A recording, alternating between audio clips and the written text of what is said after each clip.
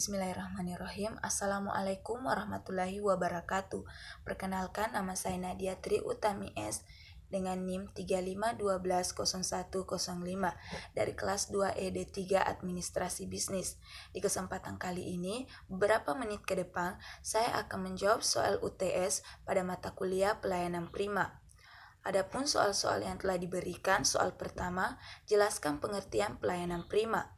Excel Service atau disebut juga pelayanan prima merupakan melakukan pelayanan sebaik mungkin kepada para pelanggan sehingga pelanggan menjadi merasa puas, atau definisi pelayanan prima yakni melakukan pelayanan sebaik mungkin kepada para pelanggan atau konsumen sehingga menimbulkan rasa yang puas. Secara umum tujuan pelayanan prima yakni memberikan pelayanan sehingga bisa memenuhi dan memuaskan para pelanggan sehingga perusahaan mendapatkan keuntungan yang maksimal.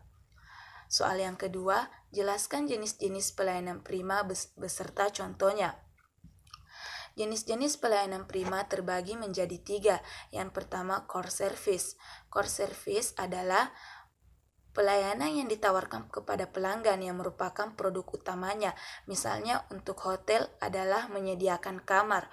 Yang kedua, fasilitas service. Fasilitas service adalah fasilitas pelayanan plus kepada pelanggan.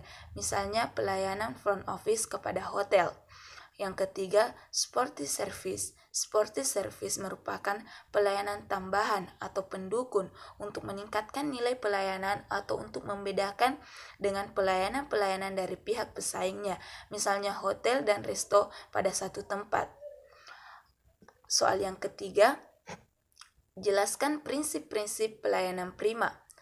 Prinsip-prinsip pelayanan prima yang pertama yakni attitude, yang berarti sikap, yang dimana sikap yang dimiliki seorang pelayan dalam melayani pelanggan dengan harus sikap yang sopan. Seseorang pelayan harus berpikir positif dan juga berpikir sehat dan logis. Pelayan harus mempunyai sikap untuk menghargai seseorang yang dilayani agar pelanggan merasa puas. Yang kedua, attention, yang berarti perhatian.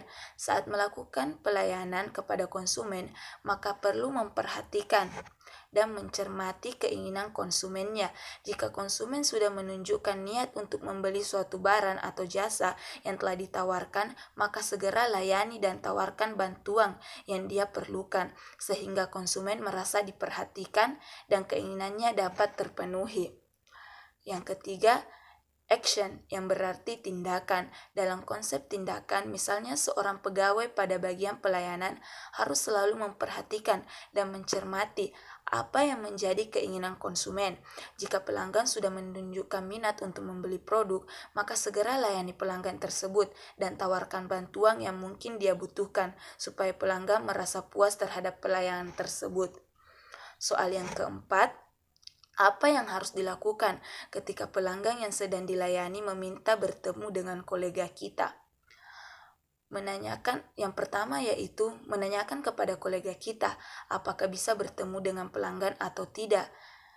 Jika diperbolehkan, kita membuat janji temu antara pelanggan dan kolega. Namun apabila tidak diperbolehkan, kita harus menjelaskan dengan baik kepada pelanggan dengan sikap yang baik sehingga pelanggan bisa mengerti dan menerima. Soal yang kelima, apa output yang akan diterima atau dicapai dalam survei indeks kepuasan masyarakat, yakni adalah apakah performa dari pelayanan tersebut bagus atau tidak. Bagus dan bagaimana pelayanan tersebut memenuhi kepuasan konsumen yang sesuai standar kepuasan masyarakat dari harapan perusahaan.